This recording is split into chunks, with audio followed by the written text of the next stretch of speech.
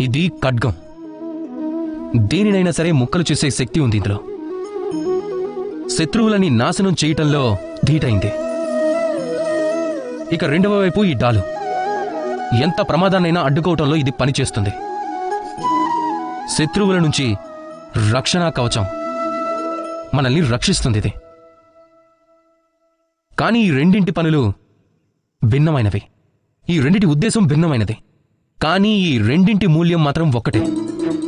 రెండూ లోహాలతోనే తయారయ్యాయి. లోహకణం నుంచి ఈ ఖడ్గం తయారైంది. లోహకణం నుంచే ఈ డాలు కూడా తయారైంది. ఖడ్గం కర్తవ్యం ఖండించటం అయితే, ఇక ఈ డాలు కర్తవ్యం కాపాడటం. తేడా ఎవరిది? తేడా ఏమిటి అంటే కేవలం ఆలోచనది. ఆలోచన. ఈ ఆలోచనే నిజంగా మారి మన ముందుకొస్తుంది. ఆయుధాలు అనేవి ఎప్పుడూ సుఖంగా ఉండనివ్వవు. కానీ ఆలోచన వ్యక్తి యొక్క వ్యక్తిత్వాన్ని తయారు చేస్తుంది. అది ఎలా అంటే, ఈ ఆయుధాలను ఉపయోగించి మీరు ఈ ప్రపంచాన్ని నాశనం చెయ్యొచ్చు, లేదా ఈ ఆయుధాలను ఉపయోగించి మిమ్మల్ని మీరు పదును పెట్టుకోవచ్చు.